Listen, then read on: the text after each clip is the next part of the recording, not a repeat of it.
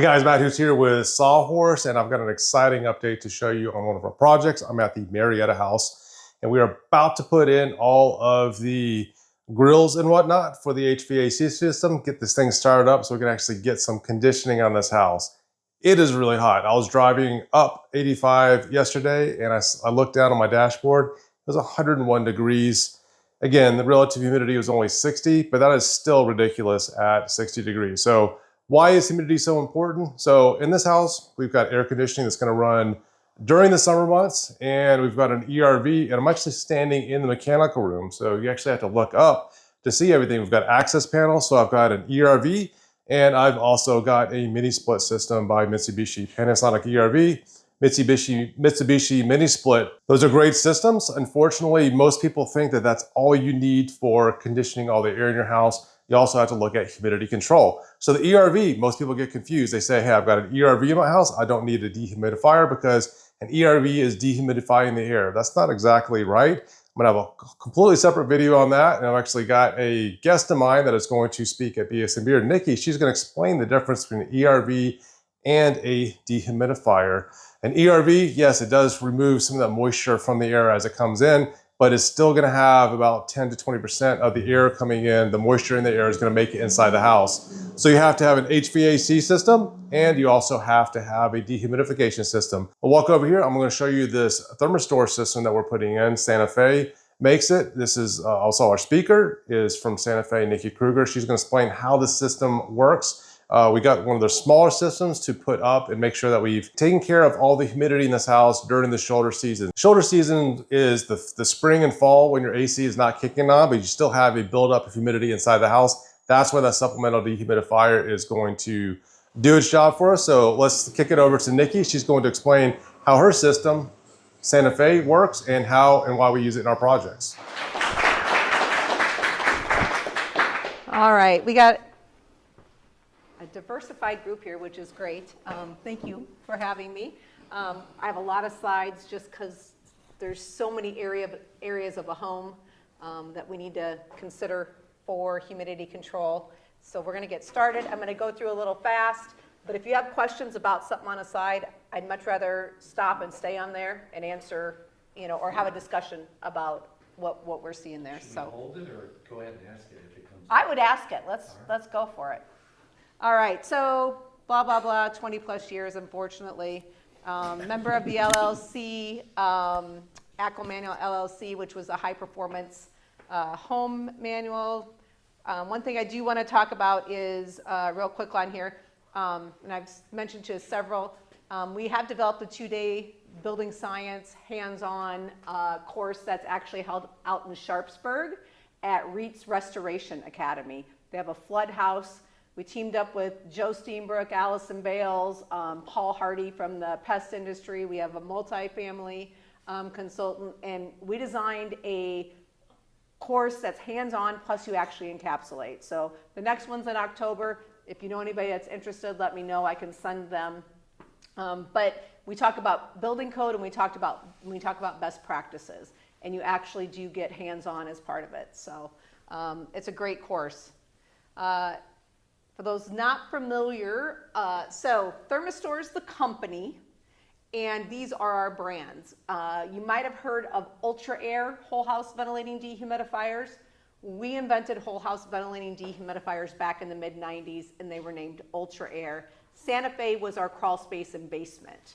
About 4 years ago, it was decided to bring the brands underneath one because we had 2 residential dehumidification websites, 2 sales teams, 2 marketing, all that. So we just brought it underneath one. Quest is, are we growing marijuana legally here in Georgia? No, okay. Well, legally, unlegally. Illegally, not un. Quest is our commercial product. So we go up to 700 and some pints, cold storage, storage facilities. So a lot of applications for Quest. And then Phoenix is restoration equipment. So a lot of the patents that you see on those, they're called LGRs, the ones that you wheel in during a water loss. And now we actually have the patents on had them. I think they've worn out by now. That being said, all of the commercial components used in these dehumidifiers that make sense to use in our residential ones, we use those. And so that's why we have a 6-year warranty with a 5-year full replacement, is because you are getting a commercial grade residential dehumidifier. All right, this one I'm throwing up not because I want you to read this, but because the gentleman who invented, we were the first to invent the horizontal crawl space dehumidifiers, also for crawl spaces. His name's Ken Gehring, and he's on a forum called HVAC Talk, and he goes by Teddy Bear. And this was, I don't know, it's got cut off there. I think he's got about 13,000 posts on there. He's 84. This is how he spends his time. And he's the first one to tell you when a dehumidifier is not going to fix the problem. He was at the first Joe Steenbrook Building Science Summer Camp. We are really building science focused. If you call me, or a homeowner calls me, or if you call me and say, I have a humidity problem, there is a list of questions that I'm going to ask before I say a dehumidifier is the right solution, because we want it to be successful. But I highly recommend, I think like I said, he had like 13,000 posts on there. A king needs a queen. We'll talk about that a little bit later also. So just so we're all on the same page with some definitions, a pint's a pound the world around. You need a 70 pint dehumidifier or 70 pounds. It means the same thing. This one's really important as we get into more of our high performance, tighter homes. It takes approximately 1,054 BTUs to remove 1 pint of water. So when we get into, our passive house, tighter houses, and I think Carl experienced this in his house, we generate heat as a byproduct of removing moisture. And so that heat, if we're not careful about where we're putting it, can affect the comfort of the home. And then of course, when it comes to our ventilation, 1 CFM out is 1 CFM in. So some thermodynamics, hot goes to cold, wet goes to dry, and high goes to low, which, during our spring, summer, and fall, this is what we're dealing with the pressures on our house. Now, obviously in the wintertime, our house is like a hot air balloon, right? Like everything's trying to get out, but in the hot, humid season, everything's trying to get in the house. Well, we typically say that if you live in a green grass climate, meaning if it rains about 1 inch a week or more during the spring, summer, and fall, you're probably going to have some sort of dehumidification strategy. And as you can see here, we like to go by dew point maps. Teddy Bear, Ken Gehring, likes to put these together. This was late September, and as you can see in this orange area here is really where we're going to have to focus on some sort of dehumidification. September 25th, even in the climates that we consider more of the hot and humid, we're probably not running at our peak load condition to be able to handle the moisture. Shoulder seasons, overnight times. You mean handle the moisture with the air conditioner? Right. Yeah, if we're not running the air conditioner, it's not doing anything, right? Now we're seeing that more and more in our tighter homes. Even when we're right sizing, we're partial load conditions a lot of times. So, and this pretty much coincides with our climate zone map being on that moist area over there. So, a lot of times I hear, oh, you live in Florida, you probably need a whole house dehumidifier. Well, the reality is in, maybe a 1980s, 1990s built home that was probably leakier, we're probably running a fair amount of air conditioning in order to be able to handle the dew points down here. But as we go farther up north, we have 70-degree dew points and probably not hitting the temperature we are in Florida. So again, it's not just a hot, humid climate. It's really all the way up here, all the way over here. How am I going to handle the moisture if I'm not running air conditioning, whether that's a basement, a crawl space, an attic, that situation. All right, so what are we trying to provide our customers? Comfort, health, property protection, depending on who your customer is, liability protection, and to do it as energy as efficiently as possible for our homeowners. So what are we asking the HVAC system to do?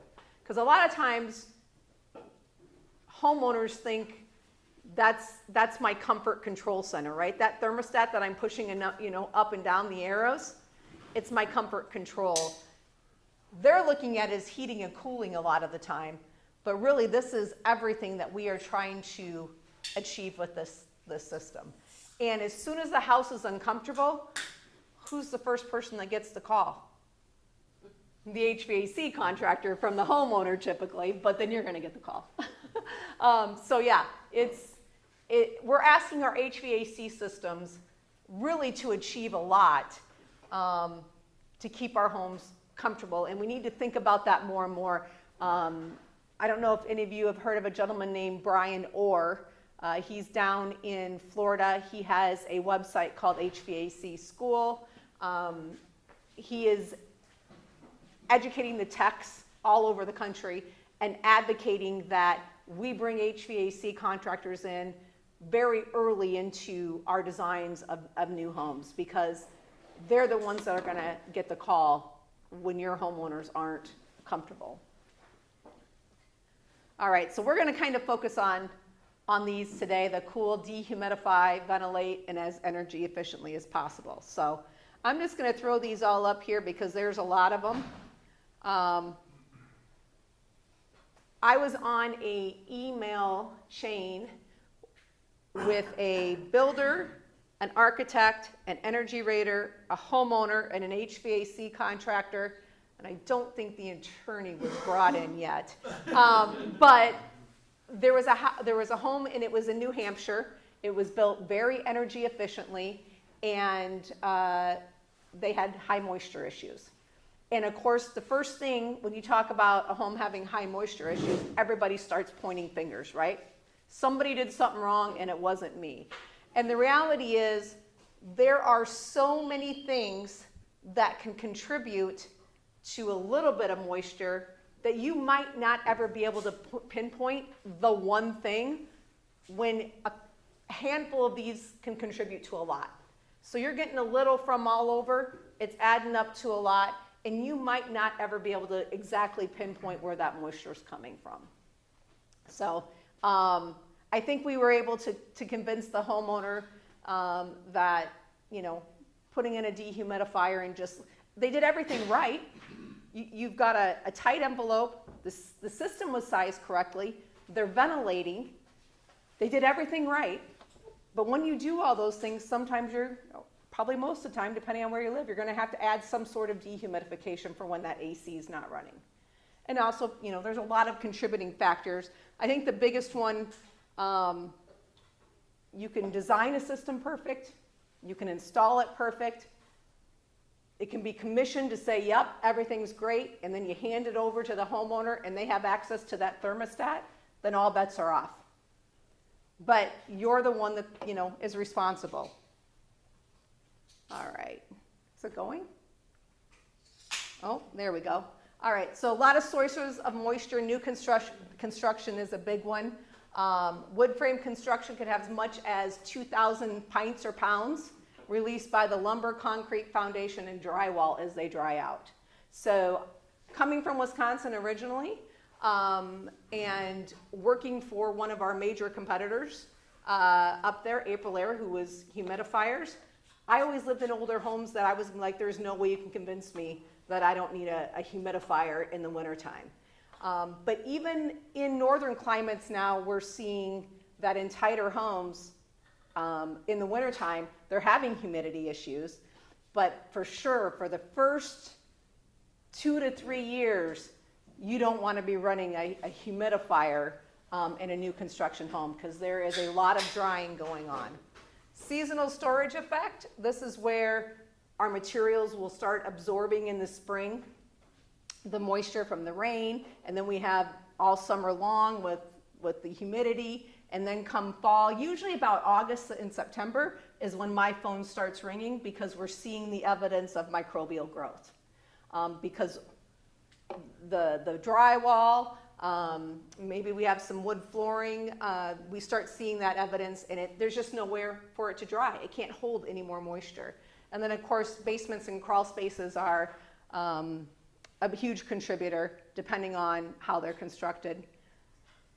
People, about 1/4 pound from breathing and 1/4 pound from activities. So a family of 4 adds about 2 pints or pounds of moisture per hour in a home. So when we start calculating, okay, we've got ventilation coming in, mechanical or infiltration, we also have to think about how many people are in that space, how often they're home, and what they're doing. Nikki, I know, jumping ahead a little. Yeah. And we talk about high performance, in passive houses is working its way.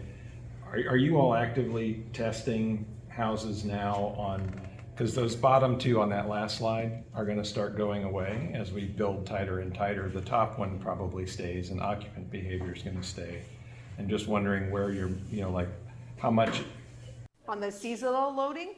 Those 2, because that comes from air leakage and the basement and crawl space moisture comes from air leakage. Like the contribution from those is through air leakage. I think this seasonal storage effect is going to come whether it's whether it's mechanical ventilation or not.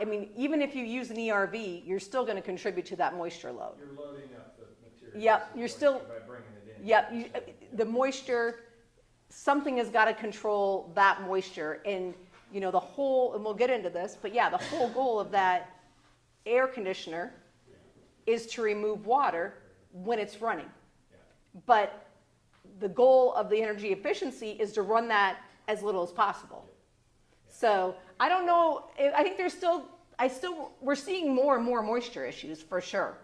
And I think when the houses are leakier, you run the AC for a long period of time. And we didn't see the moisture issues in older, leakier homes that we do now. Because if you wet and dry, you're okay. But when you're wetting, and there isn't a dedicated drying is where we get into trouble. So yeah, we do a lot with passive house. But yes, I agree that, so homes need dedicated, we talk about indoor air quality and indoor air quality products, we talk about ventilation. That's for our health. The only reason we ventilate is for human health. But when it comes to dehumidification, there's a lot of reasons why we need to dehumidify. We have comfort, we have health, we have property protection, liability protection, and we're seeing more and more of partial and no loads on our homes the tighter we build. Can't control people, and it's the only way to ensure that 50%. And we'll talk a little bit more about that 50%. So just in case you don't know how a dehumidifier works, it is an air conditioner in a box. So the evaporator coil, the condenser coil, the compressor, the fan, everything is in that box. So we do, when you have the outside unit, you're discharging that heat outside. We'll still have the heat in our airstream here when it comes out of the dehumidifier, and we'll talk about how to deal with that a little bit more. But everything's in the box. The difference is our coils, a typical air conditioner, about 59 degrees for that coil to condense and get water out. We're going to get just above freezing. So we are focusing on getting to dew point as fast as possible and lower and removing as much water as energy efficiently as possible. So that's the whole goal of this unit, is just to remove water, and that's why those coils get so cold. Am I on the right? So we talked about mold and all these benefits of having a dehumidifier, and why we've seen, we invented these in the mid-90s. We were the only ones on the market for quite a few years. A lot of people don't know that we actually manufactured Honeywell's units when they first came out with them for 10 years. And then they took them over to China, knocked it off. It's funny because Aprilaire and Therma-Stor, or Research Products, are located about 2 miles from each other in Madison, Wisconsin. So both of our facilities are in the same area. They came out with a dehumidifier, I think it was the early 2000s, like maybe around 2009, 2010 frame. So we kind of established the market, and then others started coming in. And the reason being is everybody's seeing the need for it. Manufacturers don't get into this game unless they actually see a need for it. And I will tell you what, the need has grown significantly, and it's not going to go away. Now, whether it's always going to be a dedicated dehumidifier or, you know, I water furnace back here, gentlemen. You know, I know there's reheat in those, whether it's a reheat system. We are reheat. This is basically a dedicated box of reheat in order to remove that moisture. Whether HVAC manufacturers start putting in more and more, I don't know, but we'll definitely see that probably happen. The challenge is getting the contractors, HVAC contractors, to be able to be educated on those systems and work on those systems and install them correctly is a little bit of a challenge. So our manual J's. Our manual J, when we run those, we are running them for our peak cooling at 75 degrees and 50% relative humidity. So in the IECC code, the energy code, you cannot supposedly fudge your manual J to go below 75 degrees. We all seen it happen. I look at a lot of manual J's, but we are supposed to be designing to 75 degrees and 50% relative humidity. There's comfort reasons for that. There's health reasons for that. That 50% relative humidity is definitely a big health reason during the humid season. But that's the goal for us when we look at sizing dehumidifiers is if the AC is not running at peak load condition, how can we control that home to 50% relative humidity? How often do our AC systems run at the peak cooling loads? 1%. About 1% of the time. So we're designing our systems and sizing our systems based on 1% of the year. So how are we going to manage that 50% relative humidity outside of that? Just by the way, BS recommend 77 On the cooling, BSS? Yeah. And you know, there's people, everybody gets so fixated on a number, right? I mean, that you're like, no, if you add that dehumidifier, you don't have to keep your bedroom at 66 degrees. So I stayed in a hotel in Noonan last night, and the thermostat up button would not go up, and it was set at 66 degrees. And it was muggy, it was uncomfortable, it was horrible. And in the South, that's all the time, right? You walk into hotel rooms, and it's like stuff just feels soaking wet. But that 50% is really what we're focusing on. So, and I've seen this with a lot of energy efficiency programs where everybody wants a really high SEER HVAC system, right? Because that's the most energy efficient system that I can get is when there's the higher SEER. So some of the challenges that we see with these higher SEER systems is they have larger coils. And they're very energy efficient at getting to a cool temp quickly, which means less runtime. And these coils hold about a pint or a pound per ton. So if you have a 3-ton system, you got 3 pints of water on those coils.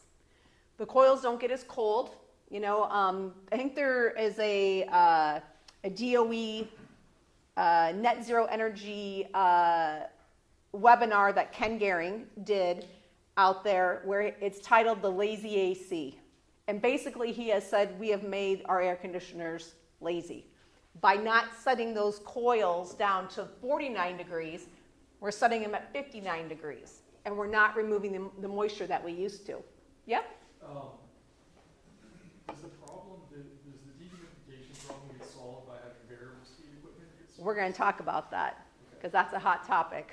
The high efficiency, so they used to kind of cheat the SEER by when the compressor would shut off, the fan would run for an extra 1 to 3 minutes. So if you would get credit for evaporative cooling. You don't want evaporative cooling down here because that means all the water on those coils is being blown back into the house. So most systems you can shut that off. Now, I know Carrier was one of the first ones, but I'm pretty sure most of them can be shut off now. But we want to make sure that that's shut off. But when that happens, it can increase the relative humidity by 10%. So basically, everything that you just did to remove that moisture by running the air conditioner, we just re-evaporated back in that house because per ton, there's a pint of water on there that's being re-evaporated back in. This feature you have to turn off to keep that from happening. You do? Yeah. And HVAC contractors hate Nest thermostats. So, but homeowners love them. That's the challenge. But yeah, you have to make sure. Yep. Okay, so we're going to talk about sensible heat factor here because this is one of the questions that if someone calls me and says I have a humidity issue, I'm going to ask them what the sensible heat factor is of their AC equipment, and that basically is going to tell me when it's running, how effective is it at removing moisture. And just to show you here, we have got some AC equipment data here. So right here we've got a 14.5 SEER air conditioner. The sensible heat factor is 0.62. So that means when this system's running, 62% of the BTUs are going to the sensible cooling, and 38% are going to the latent cooling or the water removal. So when this system's running, it's doing a really good job of moving moisture. Here I've got a half-ton mini slit, 33 SEER, 0.96 sensible heat factor. So that means when it's running, 96% of the BTUs are going to cooling and 4 going to water removal. Yep? The problem is when I size a system, I have to size it for sensibly. Yes. So if 62% of 33,200 is my sensible capacity, I might need to bump my unit up a ton to compensate for that, which now puts me in a situation where I might be oversized. Absolutely. That's the conundrum. That's Santa Fe as a solution. And we're seeing it more and more. Yes. So this would be a question as much for the whole room. Yeah. So if HVAC contractors are designing to the manual J, and my wife has a comfort range at night it's 69 degrees and the day is 71 degrees, which is nowhere close to your manual J calculations. What is your RH in the house? Well, we got it set for 50. You have what? Is it 50 though? Huh? The relative humidity is what in the house? We have it set for 50%. Oh, you have it set on your thermostat for 50%. Yeah. Do you have a dehumidifier? I have 3D. Oh, well, okay, well. I was like, are you using it as overcooling to dehumidify, or if you're using, okay. So, That's really cold. that is really cold, It's cold when it's that dry. but good for, yeah. Sleep under heavy covers. Yeah, because Ceiling fan. typically, when you control the relative humidity, you will be more comfortable at a higher temperature, right? That's Arizona versus Florida, typically. But every person's different. I will say that there are times in your life where every person's different, typically as well. So, and what men and women, there's often the thermostat wars. We've all heard that.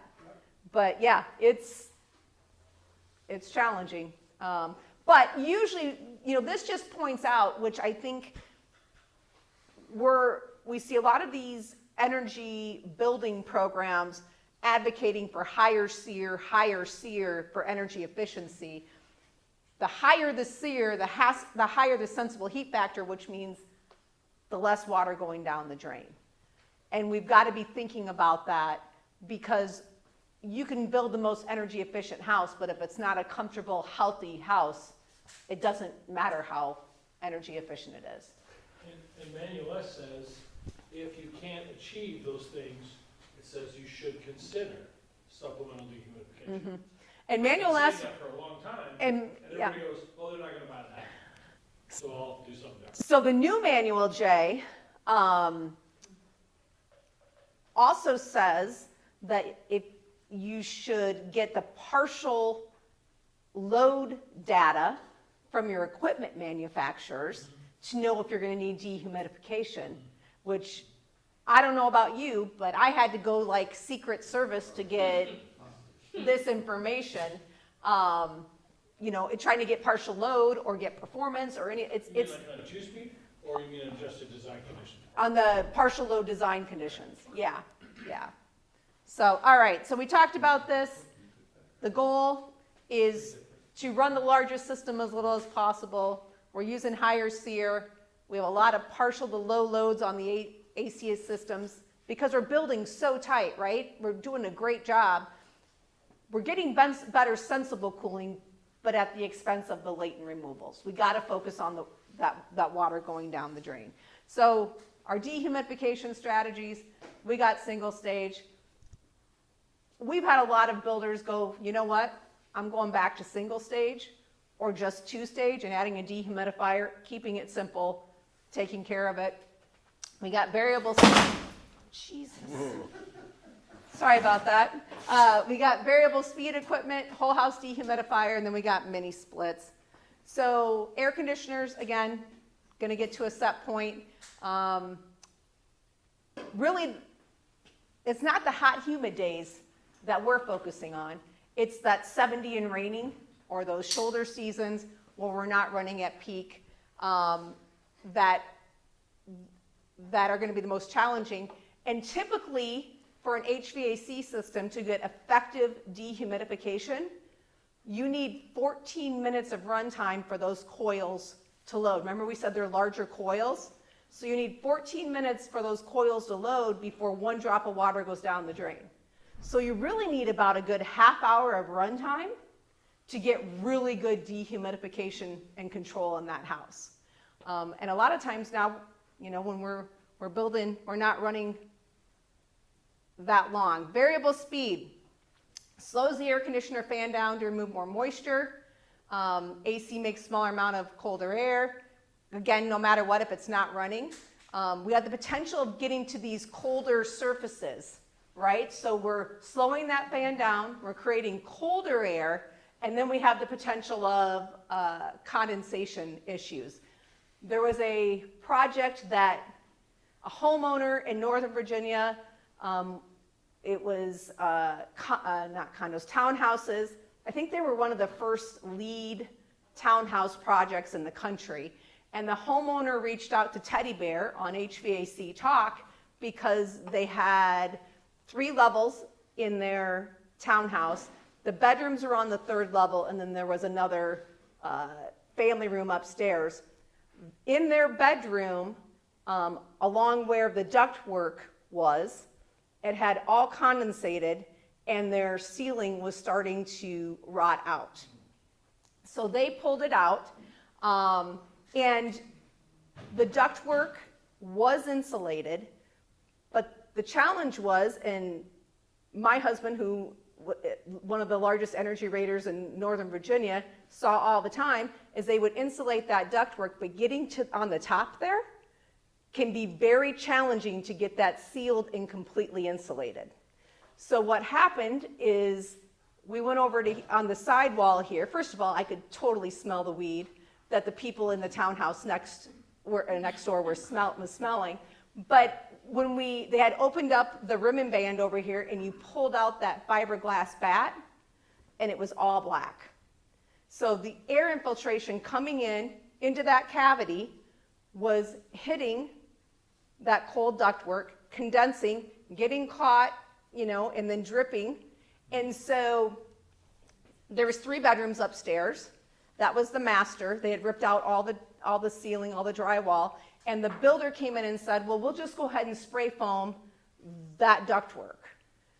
And so my husband, who was involved in the project, also said, so it doesn't matter. That air is still going to make its way to the other 2 bedrooms up here where that ductwork isn't spray foam. So that's not the solution.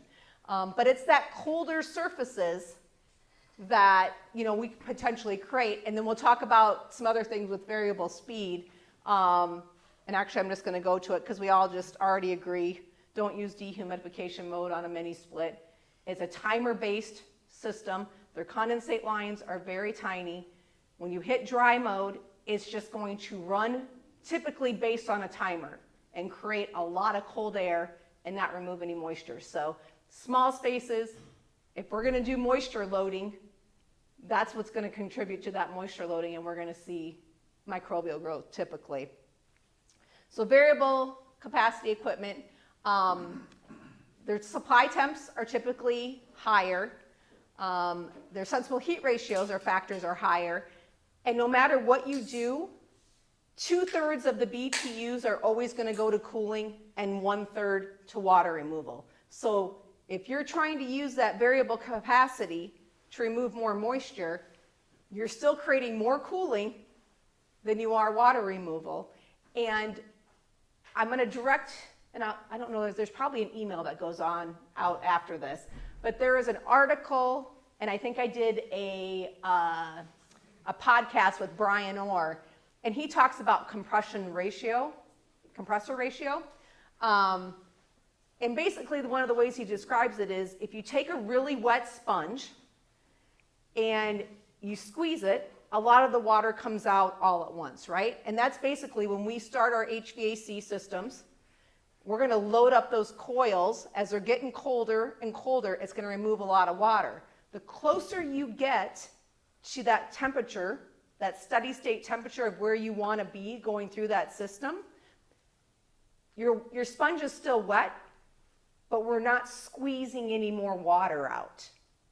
So it's, you know, we get the biggest bang for the buck when we load up, when it first comes on and runs for a little bit and shuts off, than we do if we're just running at steady state all the time. It's still wet, we just can't wring any more water out of it because we're still at steady state. Yep?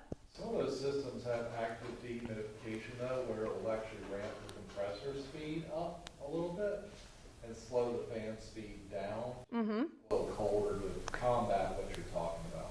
I will direct you to some data from a gentleman named Tim DeStasio in North Carolina, and then actually I just had an HVAC mechanical designer call me last week out of Houston and say, you know, I've been data logging and looking at the data, and those systems are not doing what they're saying they're doing when it's actual the data that's in the field.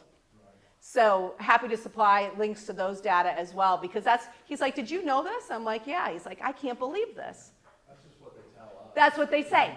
That's what they say. But yeah, I will definitely, to me, it's the data. I'm not going to go, you know, I know how these things work, but having the real world data is what really shows what's going on. I don't know how I'm doing on time here. All right. So a whole house ventilating dehumidifier, if you're not familiar with one, basically we are going to dehumidify the entire home regardless of AC runtime. It's controlled by a dehumidistat or a humidistat, if we want to call it that, and it is going to run this dehumidifier when the relative humidity gets too high in the house. Ideally, we're only using the supply ductwork of this system to distribute that dry air through the house. And so we'll talk about install and how that works. Now, how much dehumidification you might need? Yes? Are we going to talk about the ventilated dehumidifier more later? Yes, we're going to talk about it. Yep, yep. I was given a list of questions by somebody that. Oh boy, okay. So we have got a app. It's really old. We've had it for a long time. Basically, all of the operating systems have said you're old. Maybe you can find you, maybe not. So it's either underneath Ultra Air Psychrometric Calculator, Santa Fe Psychrometric Calculator, and it's going to be an old school Santa Fe logo that has like rays, or you might find it underneath Phoenix Psychrometric calculator. The colors in the logo are going to be different. That's the only thing. All of this is the same. How you use this is the inlet is going to be what the conditions are outside. So what's going on outside? The outlet is going to be what do I want it to be in the house. So here I said the inlet's 85 degrees. There's a 61% RH, and then it's going to automatically populate the dew point, which a lot of times I just use this to get what the dew point is. The outlet is 75, 50, 55 degree dew point. That's what I'm going for. The flow is what is my ventilation rate? Or maybe if you're not running mechanical ventilation and you do a blower door test, you can see what your what's the infiltration rate I have. Based on that, it's going to tell you how many pints of water removal you need a day, or you can switch it, and this little I, you can switch it to pounds per hour. So just based on your ventilation or your infiltration, this is going to tell us how much dehumidification we need, which is really important because then that is going to help us determine what is our dehumidification strategy, right? So if we're not running at peak load, 85 degrees out, tighter home, we're getting to that thermostat setting quicker in a tighter home, which, to be honest with you, code-built homes now are becoming pretty high-performance tight homes. We don't have to go, all the way to the extreme of passive house anymore to get a pretty tight home. You're going to get to that thermostat set point faster, and your house is going to hold that set point for a lot longer also. So, 85 could very much be, partial load to low load for quite a while. But this is just based on ventilation, and then depending on how many people in the house, we could add that to this number to try to get really how much dehumidification I need. Can you oversize a dehumidifier? Yes, you can. Yep. We are, just like an air conditioner, we want longer run times. Instead of start and stop and start and stop it, we have to load those coils up. Now, they're smaller coils and very energy efficient, but we want to load those coils up and get longer run times. So I always say we've got some literature here that gives you performance data. If you're kind of on the edge, I would always size up because you don't want a homeowner to pay for something that isn't doing what we said. We'd rather have a little bit more capacity than we need. Because we don't know all the factors. We don't know exactly everything that's going to contribute to the moisture in that house. So it's always better to have a little more. This is extremely important to understand when it comes to sizing dehumidifiers and really knowing what you're getting. So up until 2019, the DOE had us testing our dehumidifiers at 80 degrees and 60% relative humidity in order to get what our capacity was. So this whole home unit and this crawl space unit, 70 pints each, and at 80 degrees and 60% relative humidity, we would be at 70 pints. And then in 2019, the DOE said, well, maybe indoor pool conditions aren't what we should be using for residential homes. So they changed the testing conditions for whole house dehumidifiers to 73 degrees and 60% relative humidity, so more realistic to our homes. And then for the standalone or portable units, they changed it to 65 degrees and 60% relative humidity. So basements, crawl spaces, those conditions below the house are probably going to be cooler than what's in our living space. So what does this do? 73 and 60, a whole house unit goes from 70 pints to 55 pints. So as soon as you lower the temperature of the air, the capacity of that dehumidifier goes down. So you're not getting 70 pints. And then a crawl space basement unit at 65, 60, that 70 pint unit goes down to 40 pints. So when we're looking at how much dehumidification we need to understand the capacity of the units. And that's why on our website, and here, we are the only manufacturer that basically lets you look into our underwear drawer and see the not so good. But every dehumidifier is this way. It is not just us. As soon as you lower that temperature, your capacity is going to go down. And we want this to be successful. We want the install to be successful. So we try to give you as much information as possible. We'll talk about ventilation and using our dehumidifiers for ventilation here, because we are a whole house ventilating dehumidifier. So we can bring in outdoor air. We'll start with the hot climate here. This is usually a 6-inch duct. This is either an 8, or this is usually a 10-inch duct on these units that have dedicated ventilation.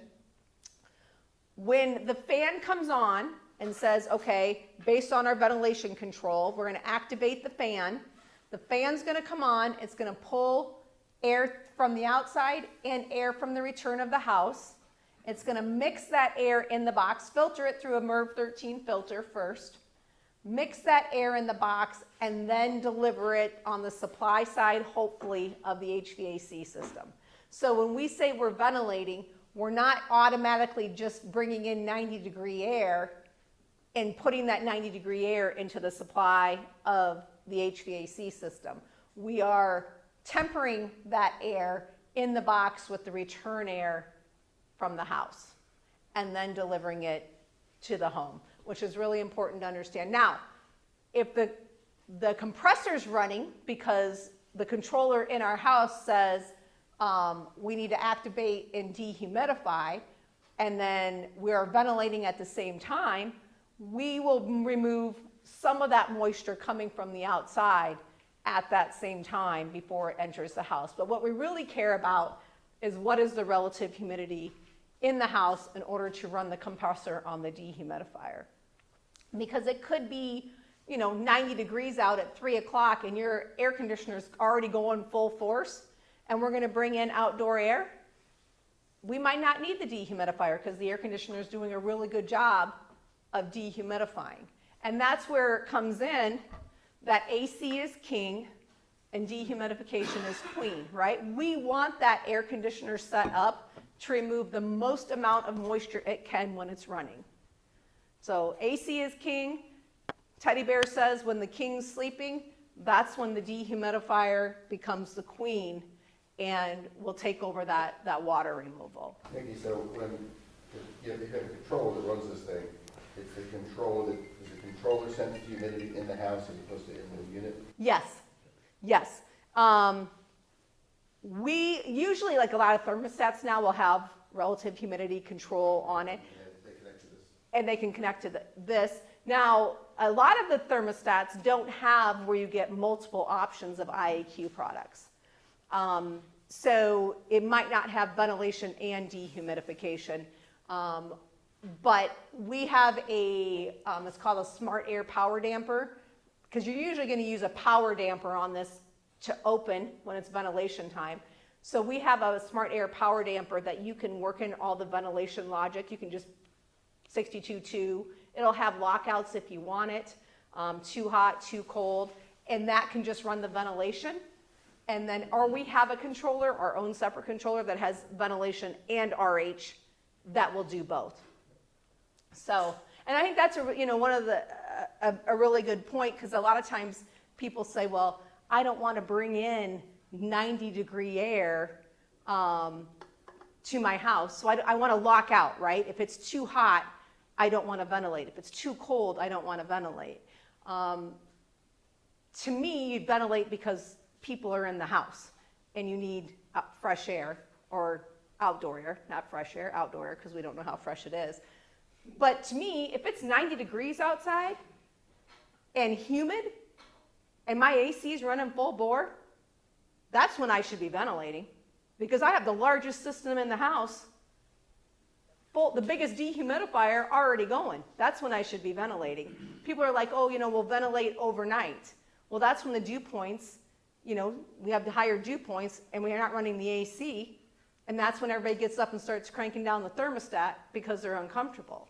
So, but yeah, Would this be used in conjunction of, with an ERV, or like it's a replacement of an ERV? So we're going to talk about ERVs.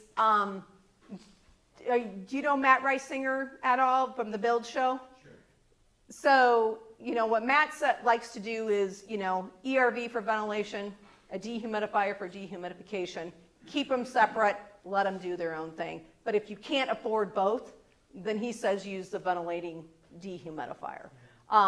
Now, there's an article out there which I can give you that a former colleague of mine wrote, David Shrelevin, in Green Building Advisor, because we often get asked, well, can I connect the two together? And he gives, I think, three different scenarios of how you can connect an ERV and a dehumidifier together, the pros and cons of each. But the reality is we have fans, they have fans, static pressure can be an issue. It's easier to keep them separate. Why dump into supply rather than, supply rather than input? Yeah, that's the one I've been waiting for. I think it's coming up here. I'm just going to talk about ERVs quickly. This was a house down in Florida. I think it was NHB Emerald Green. The equipment manufacturer was supplying the ERV, so we did some data logging. We have partial load conditions going, a spring week of rain. This blue here is the RH in the family room, and it's going above 60%, high 50s. The dew point outside, this is the green line. Basically, you can see the RH is following that dew point outside. We ripped out the ERV. We could have left it in, just let it do the moisture removal, because an ERV with that enthalpy core is going to lessen the load of moisture, but it's always going to contribute to the moisture during the humid season. So it's definitely going to lessen it, but it's still going to add to it. So we just completely removed the ERV, set up the dehumidifier to bring in the ventilation, and we just set the RH, and we don't care what the dew point is doing outside. The dehumidifier is just going to come on and dehumidify that house and keep it to a set RH. So ERVs are not dehumidifiers. And again, the Cadillac would be an ERV and a dehumidifier, but it's always going to contribute to the moisture load. All right, let's see here.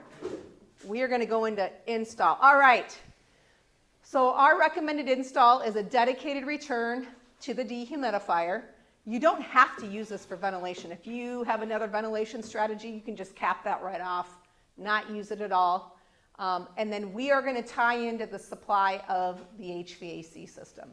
This install is the most energy efficient way to install a dehumidifier because we don't have to run the fan on the air conditioner when we set it up this way. So it's the most energy efficient. Our fan in here is going to tie in and just blow that air right through. So this is our recommended install. Yes? Does the fan in Santa Fe have enough static pressure to overcome the static pressure in the supply? As long as you don't go above 0.5 on the supply side of the supply ductwork. So if you're above 0.5 water column, it won't be able to handle it. What about when your builders squish all your duct with LVL? Yeah. Well, We shouldn't work for those guys. yeah. Then we'd be broke. And we got to make sure we got a backdraft damper in here. I often see this one missed, but you got to have a backdraft damper in there so that air isn't coming out and going back through the dehumidifier. Now, this is what it looks like. We've got our fresh air, return air. If you read Allison Vale's book, you probably saw this picture in there. We need a good P-trap on this unit. MERV 13 filter there. You can access the filter on both sides. All right, let's talk about tying into the return. I assume that's what you were talking about. Okay, so whether you pull a dedicated return to the dehumidifier and tie into the return, or you pull from the return of the return ductwork for the AC, it's in our manual. It is the very last recommendation. I think we have 4 or 5 installs, four or five installs. And this one, you're gonna see a bunch of cautions and warnings about doing it. And the reason being is that in 2018, Florida Solar Energy did a study and basically came back and said, going on the return side of the AC system is the most ineffective and inefficient way to run a dehumidifier. Why is that? Dehumidifiers for the coil. We are generating heat. The air coming out of that dehumidifier is about 15 to 20 degrees warmer than the air going into it. So when you put that heat in front of your AC coil and load up that AC coil can't get to dew point anymore, because that's what's going to happen when you put 15 to 20 degree heat over that. You're not going to remove the moisture that that air conditioner was sized for in order to be able to handle the latent loads in the house when it's running. Then when it shuts off and I have a 3-ton system and I got 3 pints of water on that coil and the air conditioner shuts off and then the dehumidifier says, oh, well, the RH is still too high, it's going to evaporate all that moisture back into the house. In Florida, as of 2022, by their building code, you cannot install a dehumidifier on the return side of the HVAC system in Florida. You know, in the April Air Manual, that's the recommended. I know that very well, yeah. Yep, that's the recommended. I don't know why. I've heard some theories out there. I think there could be a static pressure question about that, but that is our recommended has always been to pull from the you can pull on. I mean, we can pull from here and then go into the supply. We're going to have to run the fan on the HVAC system or have this elusive check damper. I've never seen one in the field, but you would just have to run the fan if you pulled from here. But if you pull a dedicated return and go into supply, but yeah, in Florida, you're not allowed to do that anymore. And I've had 3 summers ago an HVAC contractor call me and like I couldn't even say a word. He was so angry that he installed our dehumidifier 2 weeks before and the RH had gone up in the house. And he was, he convinced that the dehumidifier was dead out of the box, didn't work, asked how he installed it, return to return. He went in and put it on the supply side and it worked fine. I think the problem with the other method though is you've got other things like zone dampers and things that, get sticky, get messy, and then your static pressure as well. Mm-hmm. If you suck out of return and blow into the supply, now you create a situation where it can actually run backwards to the dehumidifier. That's why you got to have the fan running on the air handler. Yeah. On the what? On the HVAC system, on the AC, we got to have that fan going when the dehu's going. Right, and now they're competing against one another for static because the fan could technically suck. If the return plume is in a very high negative state of pressure, it can suck air backwards through the dehumidifier, basically Yep. create a short cycle situation. And this is why it's so clean. Yeah, it is, except if there's a zone damper where that draft word on backdraft damper is, then now you got to set it up so the damper opens, and the dehumidifier kicks on, and it creates other headaches. Or you just go in after the damper. Or decouple if you have room for that. Yeah.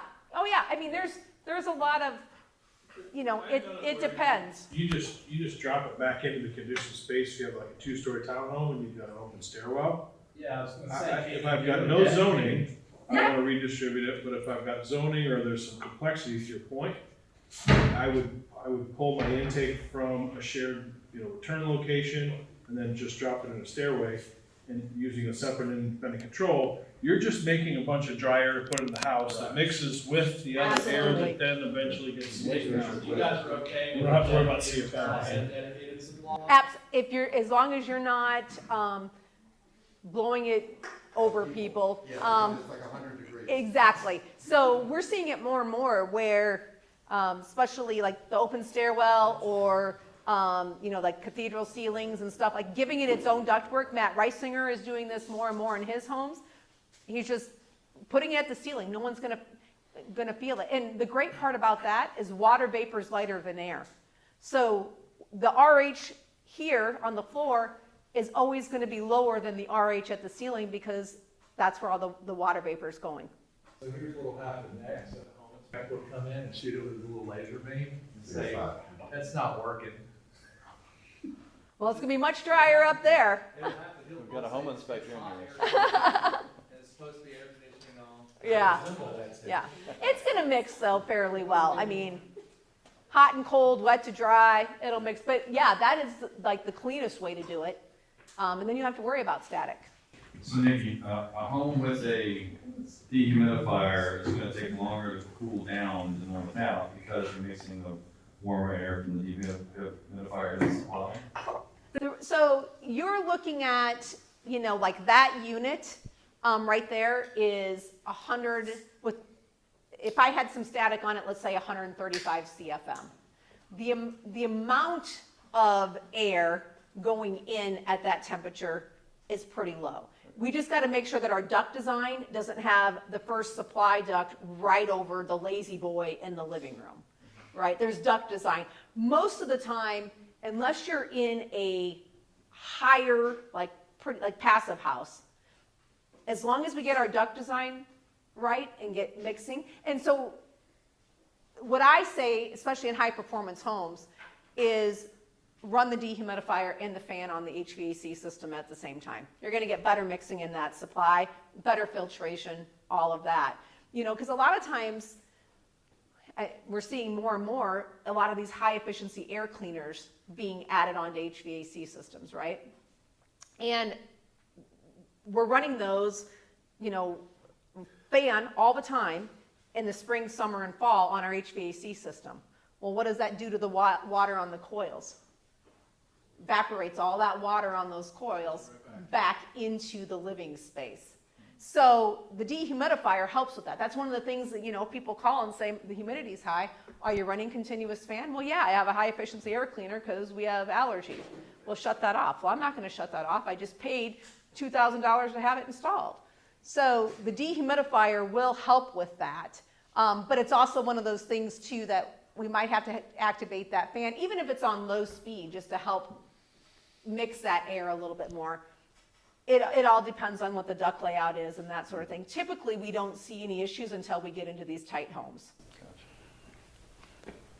Somebody made a dehumidifier, it was either Ultra Air or Santa Fe, I can't remember, that had a outdoor condenser. Oh, yes. Do they still make it? The SD12. It was Ultra Air, which was us, right? Ultra Air and Santa Fe are the same company now. Yeah. Yes, we made it. And of course, we hardly had any sales of it, but as soon as we discontinued it, everybody's like, what are you doing? It's like, well, nobody's buying it, but it is great because it discharged the heat from the dehumidifier outside. So you had a 1-ton unit outside, and then it tied in, but it was 180 pints. So it was a girthy girl. It was, and so it was big. I would love for us to relook at it and bring it back in smaller sizes, if possible. We'll see if that happens. But yeah, it was a great unit. I just spoke in Houston last weekend, and that's one of the questions. I get it every single time.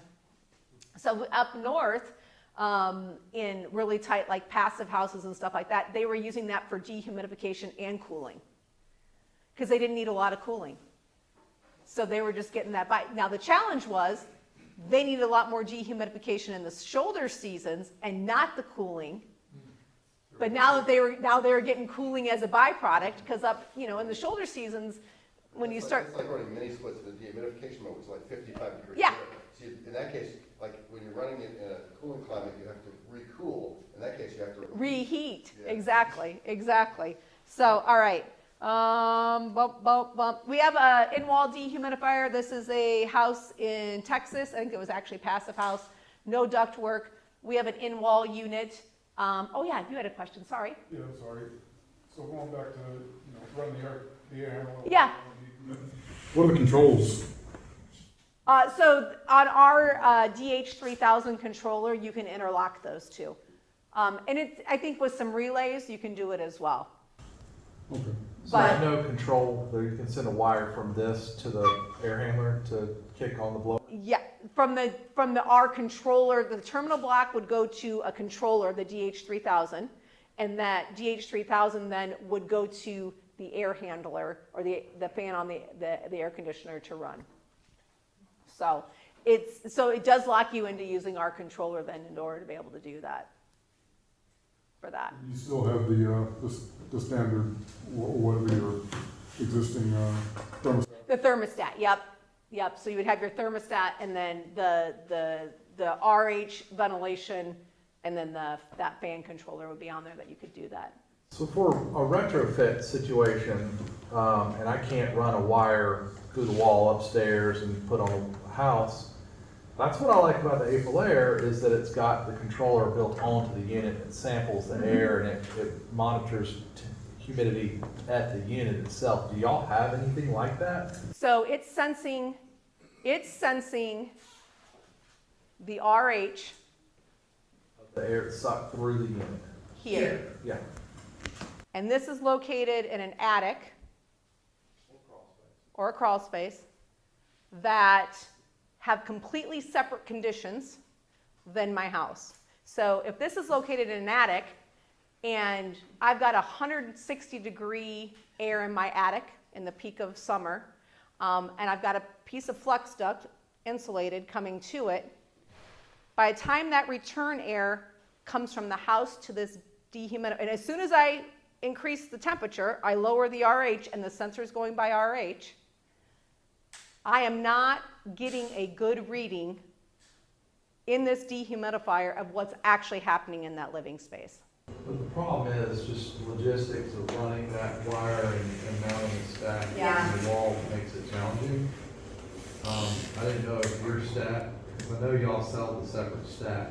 Yeah. I didn't know if you could like literally mount it on a duct and have it sample the air or something. I mean, I've seen it. If I was going to use the return, like I see this in multifamily all the time, where they'll install a 70-pint unit. They don't want the residents to have any control of the dehumidifier, and they will put the wired humidistat.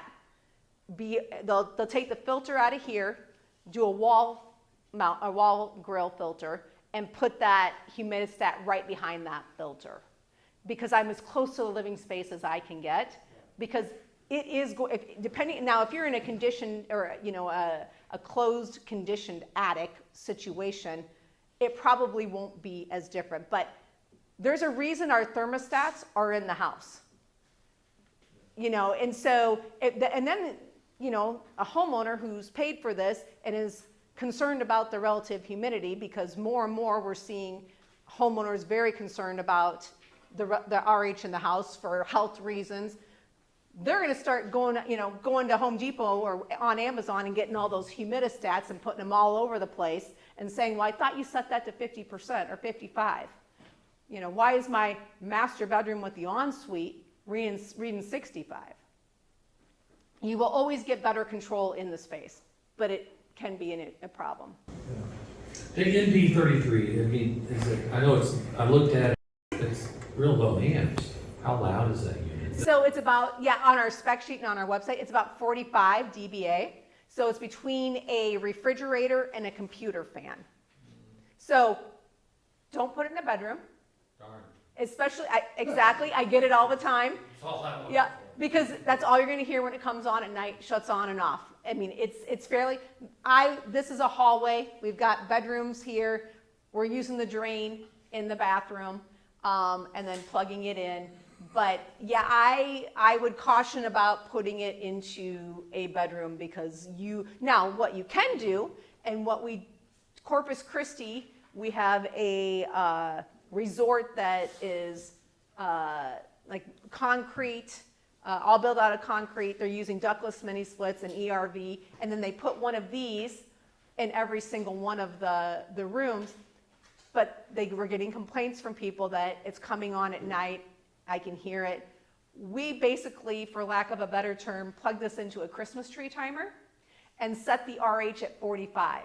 So during the day, we over dehumidify, and then we can ride it a little. It'll shut off at like 9 o'clock at night, 10 o'clock at night. And then it rides, you know, overnight. And again, as long as we wet and dry, but even comfort-wise, you know, it should be able to, and, you know, I wouldn't go much lower than, you can go to 40, but you're, you know, potential freezing up those coils potentially, but 45 seems to be successful. All right, crawl spaces and attics. Dr. Joe Steenbrook, built wrong from the start, vented crawl spaces, they grow mushrooms. You know, this is oftentimes what we're going in and fixing in crawl spaces.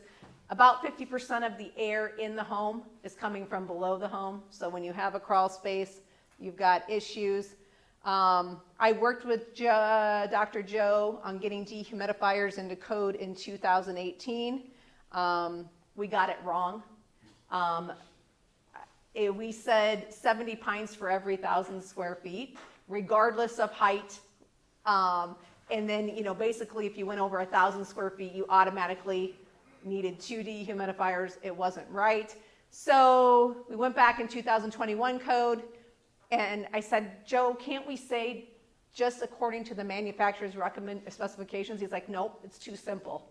It's never going to make its way into code. It's too simple. I'm like, well, let's try it. So we got it in there.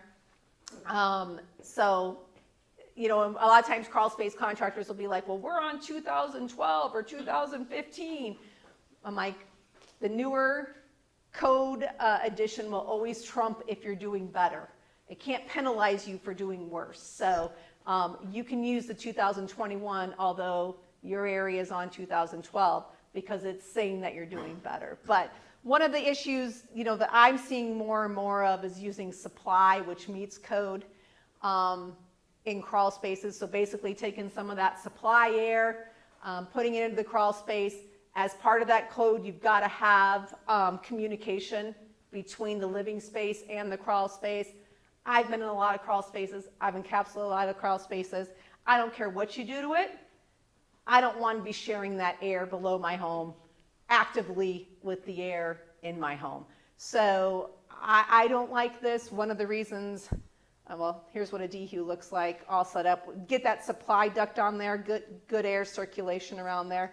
But one of the reasons that I don't like supply air, a lot going on. So this is 2 habitat houses right next to each other in Northern Virginia. The dotted line is what's going on in the crawl space. So here, this one is the temp. Basically what we see here is the dew point is the blue, and the orange is the relative humidity. So we're consistently above 60% for that relative humidity. These are the conditions that were going on outside. So this was using supply air, and I think this was in April. Yep, we got April going on. I had sensors down there. My phone was beeping all the time. Finally, I just shut them off, but above 70% RH was consistently going on here. This was what? That's just one day, but it happened all spring, summer, fall. We had the house next door. We put in a dehumidifier. Both of these had just been remediated for mold because they had just finished completing the houses not too long ago. This homeowner was really concerned about getting mold in their crawl space. They set the dehumidifier at 40%. I had to go back and switch it. But basically, we just want to make sure that we're controlling the moisture with active dehumidification, meaning that we're not diluting with some supply air based on the homeowner's comfort in the living space and running the air conditioner. Typically, our shoulder seasons are going to be when crawl spaces need the most amount of dehumidification, and actually in summer because it's in a cooler area. And again, we lower that temperature, the RH automatically is going to go up. So when we're putting cold air into a cool space. I was talking to the guys at Atlanta Habitat several years ago, and they have issues because they were conditioning their crawl spaces without separate dehumidifiers, and the owners just were not running the air conditioning to save money. Yeah. And they were completely molding up. And I think it's in one of our spec sheets, we had a senior apartment facility in Virginia Beach where one of the ladies was keeping her thermostat in August at 80 degrees.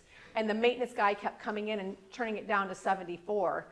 And we get there, and she is like laying in him. She's like, I should not have to run my pay to run my air conditioning to prevent mold and be comfortable.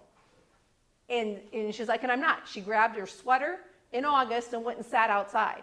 So put in the in-wall dehumidifier and set that thermostat to 78, and then it was fine. But that's, yeah, it's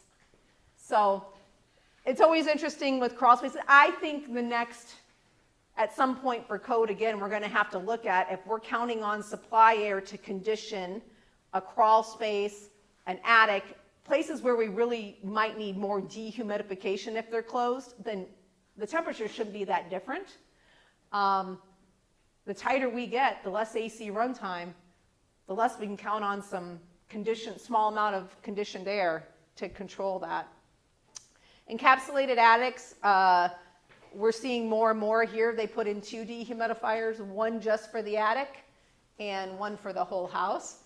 I know that builders and homeowners really like that, two machines now, but very energy efficient. But you know, if we're controlling moisture, we got to think about those spaces sometimes separately. Going to have a secondary drain pan and a float switch under that one in the attic also. That unit right now is our crawl space unit. That does not have a terminal block on it, so you cannot wire a float switch to it.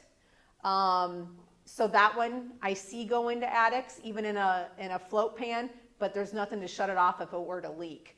So that's why our 70 pint that has the duct collars and the terminal block, they just put that up there and then don't put duct work on it if they don't want to. Huh? Just when the float switch has an AC control, it was disconnected if the fan fills up. At the fan, yeah. A lot of air handlers have that. It doesn't turn off the fan, it turns the power off the air handler. The air handler. You need a relay. Yeah, you'd have to have a relay. But this one, yeah, you can just, now, let me show you here. Okay, so we have a lot of multifamily applications, or a lot of light commercial applications there that we've been doing as well. This is one of the multifamily units. I want to get quickly to new stuff that's coming out, because I know everybody wants to get out of here. We are redoing our ducted dehumidifiers. So we are now going to a 8-inch fresh air duct on our redesigned dehumidifiers going forward. The reason being is we are being used more and more for ventilation, and that ventilation is actually being measured. And so what we were finding is for the capacity of the unit, for the size of the house needed, we were not bringing in enough outdoor air through a 6-inch duct in order to be able to check the box for ventilation and dehumidification. So we were seeing upsizing of dehumidifiers in order to be able to bring in that CFM of outdoor air. So we've got bigger fans, or stronger fans going in with an 8-inch duct. Now again, you don't have to use it, but we want to be able to meet that ventilation code. We will have a digital control up here with a smart air remote sensor. So you will be able to take that smart air remote sensor, put it in the house, put it in the return duct down closer, wire it to the terminal block, and then just set the RH on the sensor. It's the wire, it's not wireless. You still have to have a wire. It's still wire. It's still wire. Wireless is just, yeah, is not dependable enough. But I guess does anybody have a wireless thermostat? ERV's got these little things you put all over the house now. There's zoning wireless thermostats. Yeah, I kind of want to. Yeah, yeah. I don't know for RH though. That's the thing, is RH sensors are so, yeah. So But, and you still have the full terminal block on here as well. So if you wanted to go to the thermostat or whatever, you can still do that, but that's an option there. Rotatable collars. Most of our smaller units have the rotatable collar, so the supply can go out here. This is that smart power damper that you can use for ventilation if you wanted to with that. The newest ones that are going to be coming out the soonest, the Ultra V 155, it's our bigger unit, but our 98 pint unit is going to be going to 100 pints, and that's going to look like this, and our 120 pint unit is going to look like this as well. And the 100, the 120, and the 155, all the same size box. So all the same now. What kind of amp draw was the 100 volt? I'll have to pull up the back of this spec sheet to tell you yet. But amp draw on the 100, I'm going to guess is around between 6 and 7 pints. Or amps, I'm sorry. Not pints. Okay, yep. Is that fresh air input have a reducer on it? Does that go at 8 to 6? It looks like it goes to an oval. Yeah, it's oval shaped. That's an oval right there. But this is a round.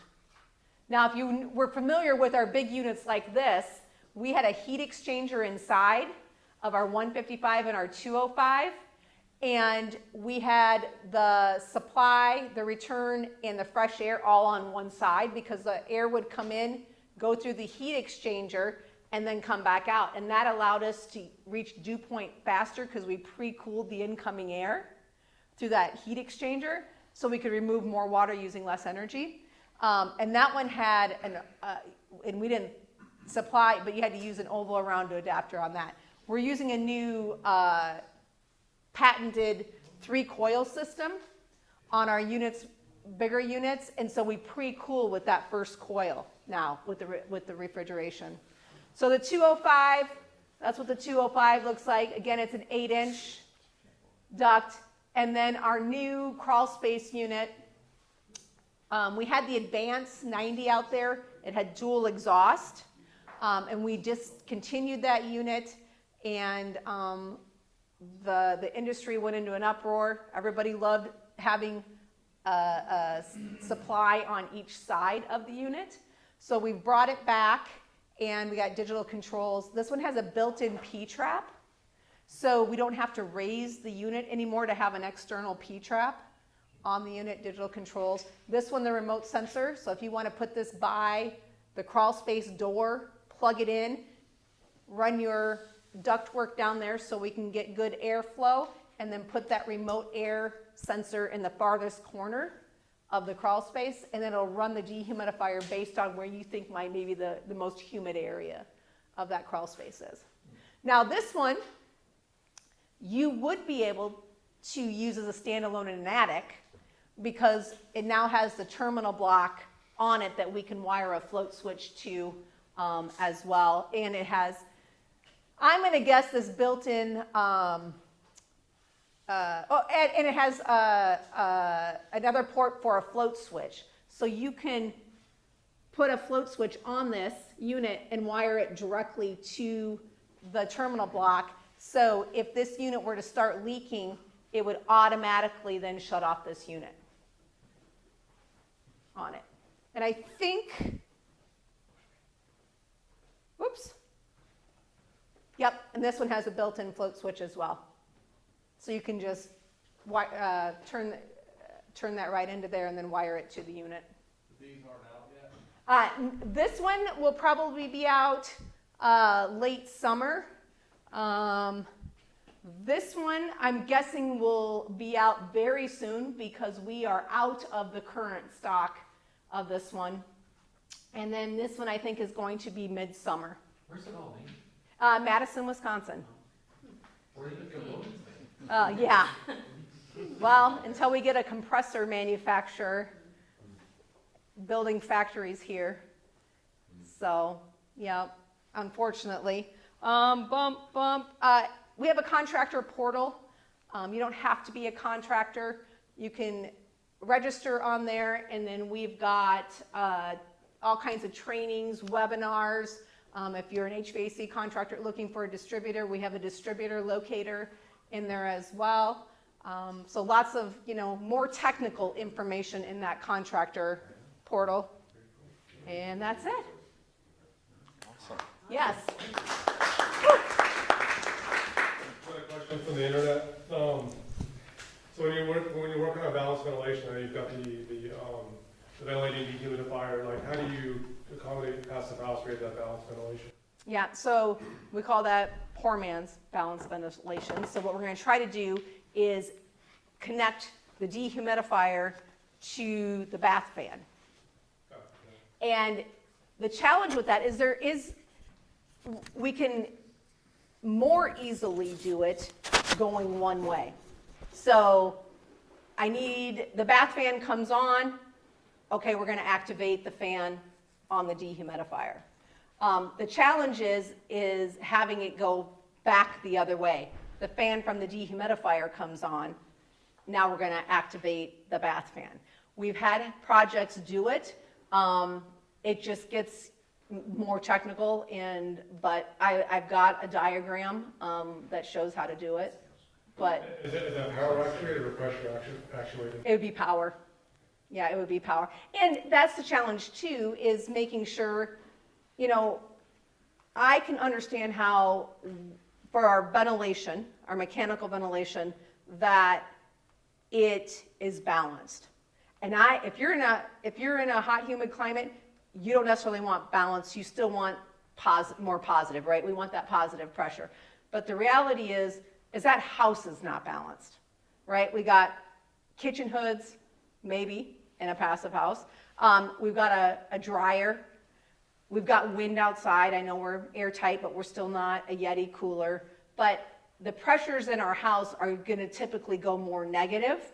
And so, we are more of that supply trying to make it up. But there are ways to try to achieve it. It just becomes more technical, electrical engineer kind of stuff. Even fireplace flues don't seal when Nope. not in use. No. So even if you slightly pressurize your house. It's really hard to put a positive pressure on a house.